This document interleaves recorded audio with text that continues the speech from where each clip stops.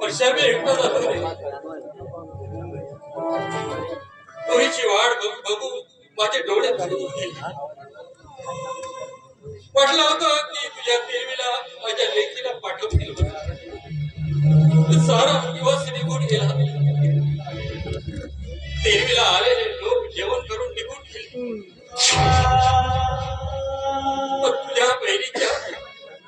तुझ्या बहिणीच्या घरून एकही लोक सांत्वन करायला आले नाही.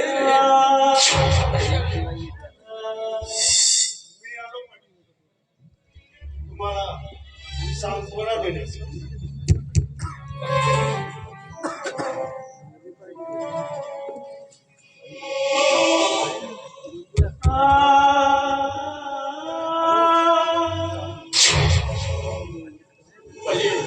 लक्ष्मी आणि जावई आता खंबीर व्हा पाटील, खंबीर व्हा. कोणी आलं नाही आणि येणारी कशी आहे माझी लेक?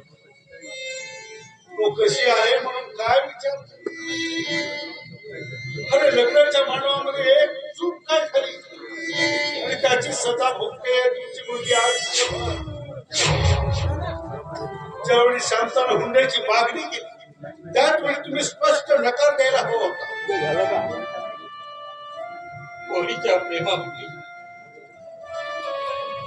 कोणीच्या प्रेमापोटी तुम्ही त्यावेळी आग्रह झाला होता आणि तुम्ही तिच्या मागण्याला फक्त होकार देऊन दिला.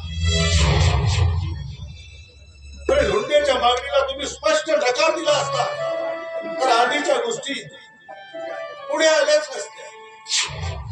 मागून शहाणपणा करण्यापेक्षा शहाणपणानं मागचा पुढचा विचार करून समोरच्या गोष्टी घडवायच्या असतात.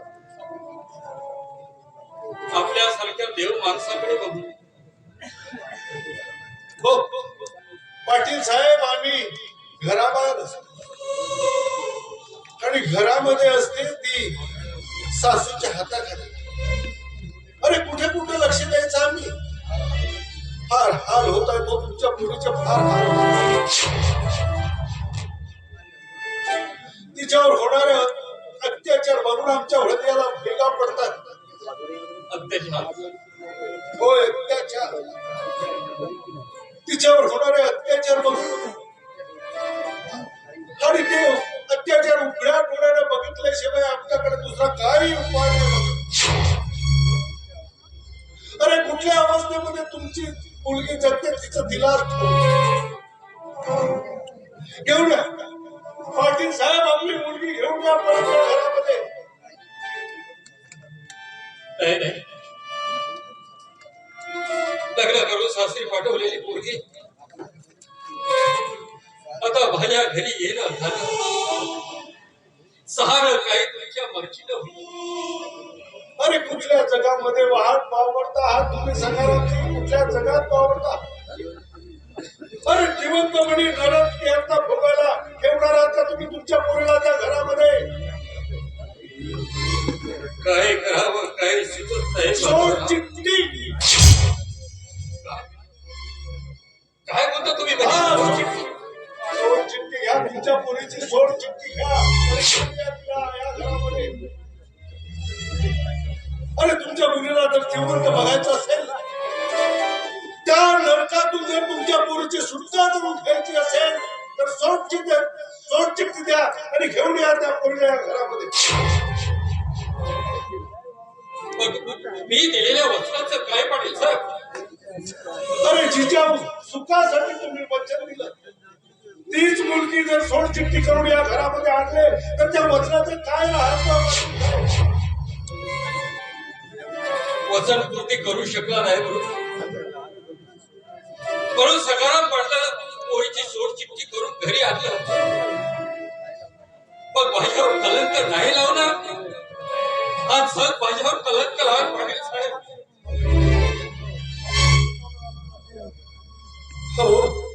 हो तुमच्या या हट्टापायी तुम्ही तुमच्या त्या मर्शाला गमावलं आणि त्याच वचन पूर्तीसाठी आता तुम्ही का तुमच्या पोरीचा जीव घेणार आहात?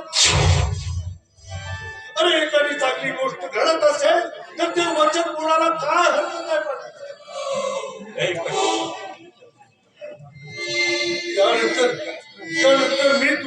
तुमच्या आयुष्याची जबाबदारी पार पाडेल मला मला मला तरी असं वाटत नाही. अरे माझ्या मुलीचं त्या सुनेच जर माझ्या डोळ्यासमोर जर काही बरं वाईट झालं तर मी पाटील साहेब स्वतःला माफही करू शकणार नाही. आणि म्हणून म्हणतो पाटील साहेब कुठे तुमच्या पोरीला घेऊन या घरा. पाटील साहेब मला हे सांगा, जावई तयार आहे त्या गोष्टीला? तोच एक आशेचा किरण होता. जर का त्यांना तुमच्या मुलीला घेऊन दूर कुठेतरी राहिला असता तर फार बरं झालं असतं. पण तो देखील गुरुमाऊलीच्या नादी लागलेला आहे. रात्र रात्र दारू पिऊन येतो, रात्र रात्र कुठं पाहत राहतो, ते त्याचं त्यालाच. मला वाटतं ना, मला वाटतं तो तुमच्या मुलीला कधी सांभाळून घेणार नाही याची मला भीती वाटते.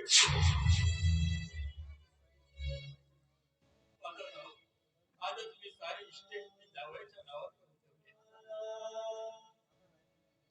आता तुम्ही अजिबात काही करू नका माधवराव. मला मुक्त होऊ द्या या वचनातून. या उपरही जर सोडचितीची वेळ आली ना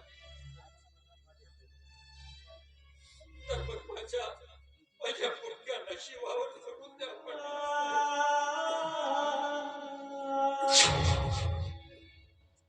पाटील साहेब हात जोडतो मी, हात जोडतो तुमच्या स्वाभिमानाला. पाटील साहेब माझ्या सुनेच्या सुखासाठी लाथ मारून घराबाहेर काढतो त्या पोराला. आणि मग घेऊन या घर जावं म्हणून या घरामध्ये घेऊन या त्याला.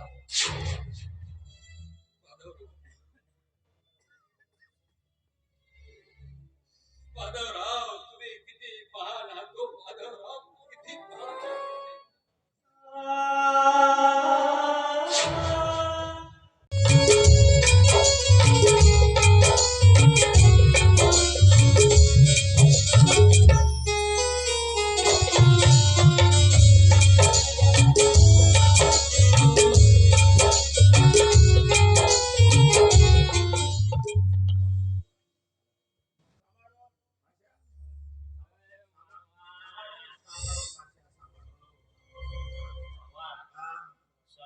स्वप्नात देखील वाटलं नव्हतं की सखाराम पाटला सारख्या सुसंस्कृत आणि घरंदाज माणसाची पोरगी झाली माझी बायको एवढी नालायक निघाली. नाही असे उद्योगधंदे आम्ही केले पाहिजे. तरुणपणामध्ये तरुणपण असते, तरुणपणा तशा चुका होतात, पण प्रत्यक्ष नोकराबरोबर त्या साल्या ठुसक्याचा तर मी आता मर्डरच केल्याशिवाय अरे राहणार पण भाषा त्याचा काय दोष त्याच्यामध्ये. हिनं बोट दिला, त्यांनी हात पकडला, त्याचा काय दोष? त्याला दोष देऊन काय फायदा? भाषा त्याला दोष देऊन काय फायदा? तू म्हणतोस ते खरं असेल साला आत्ताच्या आता तिला घराबाहेर काढल्याशिवाय राहणार नाही. उद्या सालीला तिची चांगली खबर दे. आई हो आई तू आज गुलाबला काही बोलू नको. का बोलू नको? माझा मुलगा आहे तो, मी बोलणारच. दारू प्यायला लागला? अरे बायको मुळा तुला काय विचार झाला का रे? आई तुम्हाला माफ करा. मी लहानपणापासून ते आतापर्यंत तुझ्या छत्रछायेखाली वाढलो, तुझ्या संपूर्ण आज्ञांचं पालन केलं. पण सगळी माझी हरामखोर बायको तिने माझा विश्वासघात केला म्हणून मी मर्यादा सोडून दारू घेतली. ताई तुझ्या सुनेनं त्या लक्ष्मीनं त्या ठुसक्या बरोबर तोंड काढ केलं. आता जो काय निर्णय तुला घ्यायचा असेल ते शांत डोकं ठेवून निर्णय अरे घे. काय शांत डोकं ठेवून निर्णय घे म्हणतोस? मी ते काय ठरलं? मी आता एक गाव आणि 2 सुसाईड करणार आहे. हा लक्ष्मी, अगं लक्ष्मी जाणार नाही, बोलवणार तिला. मी बोलवणार हो ना. अच्छा मी बोलवणार हो ना, बोलवणार. अच्छा, म्हणजे तू आमचं बोलणं चोरून ऐकत होती, नाही का? मी कानात डोळे टाकून घरात बसून राहू? सगळं ऐकत होती. काय हो सासूबाई, सुनेबद्दल इतकं वाईट बोलताना तुम्हाला काहीच कसं वाटत नाही? आणि धर्माचा दावेदार तो सुद्धा एवढा वाईट माझ्याबद्दल बोलू शकतो ते सुद्धा मला वाटत नाही. सटवे, त्या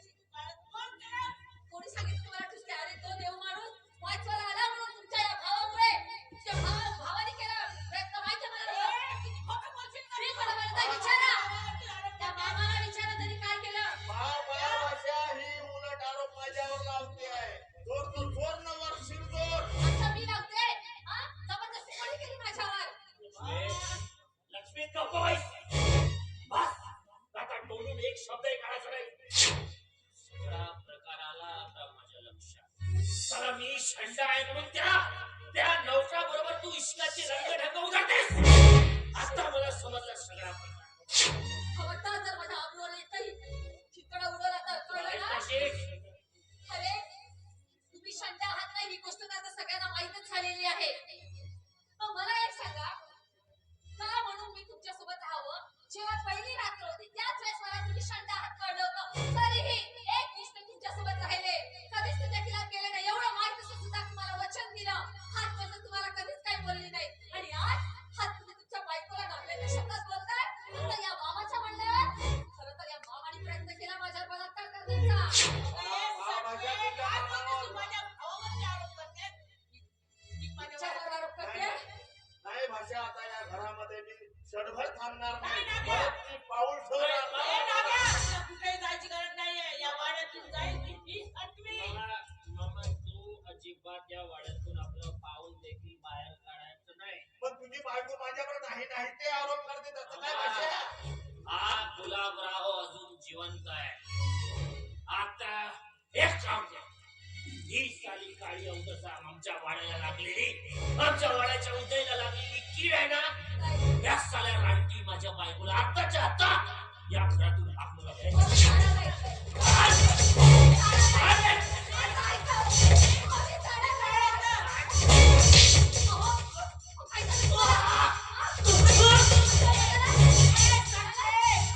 त्याला काही झालं नाही, त्याला दारू जास्त झाली. बेशुद्ध पडायला पाहिजे. राहायचं नाही तर निघ माझ्या वाड्यातून. लक्ष्मी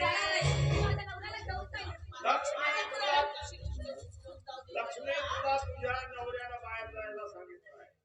पण तू जर का बाहेर गेलीस तर आमची बदनाम करत सोडशील. त्याच्यापेक्षा तुला पेटवून खल्लास करून टाकतो आता.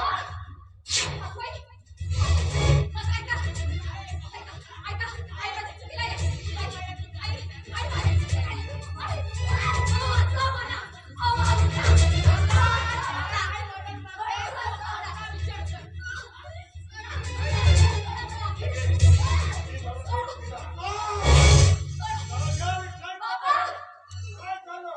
अरे मी जर थोडा वेळ इथे आलो नसतो तर तुम्ही माझ्या सुनेला पेटवून दिला असता. हरामखोरांनो, तुम्ही माझ्या सुनेचा छळ केला आणि म्हणून तुम्हाला आता पोलीस स्टेशन मध्ये टाकतो मी. कुठेही जाऊ नका. बघितलं पाटील, तर बघितलं का? अरे या घराला घराला गेली आहेत या घरातली माणसं. अरे जावा, घेऊन जा तुमच्या मुलीला तुमच्या घरी. केव्हाही कधी तुमच्या मुलीचा जीव घेतील. तुम्हाला हात जोडतो, घेऊन जा तुम्ही. हा बघा तुमचा जावई दारू पिऊन इथं पडणार आहे. अरे या माझ्या पोरा, हा माझा पोरगा तुमच्या मुलीचा सन्मान करेल असं स्वप्नात विचार करू नका. घेऊन जा तिला. आणि अशा या कर्तव्य शून्य पोराच्या नावानं तुम्ही तुमची इस्टेट त्याच्या नावानं करून दिली. अरे घेऊन जा तुमच्या पोरीला, घेऊन जा. आणि ते इस्टेटीचे कागदपत्र देखील घेऊन जा तुम्ही. आता या हरामखोरांना डोळ्यांना सुधारलं पाहिजे.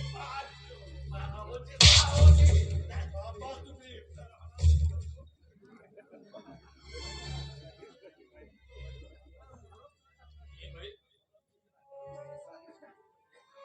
ही सारी इस्टेट तुमच्या पोराच्या नावावर करून दिली.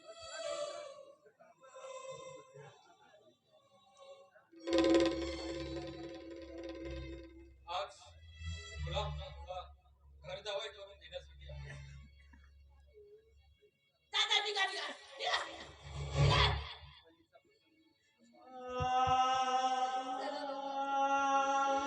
चला, अजून किती बेइज्जती करून घेणार आहे आपली? झालं ना, त्याला जे पाहिजे होतं ते त्यांना भेटलं ना. चला आता जाऊया आपण. निभिडले जंगल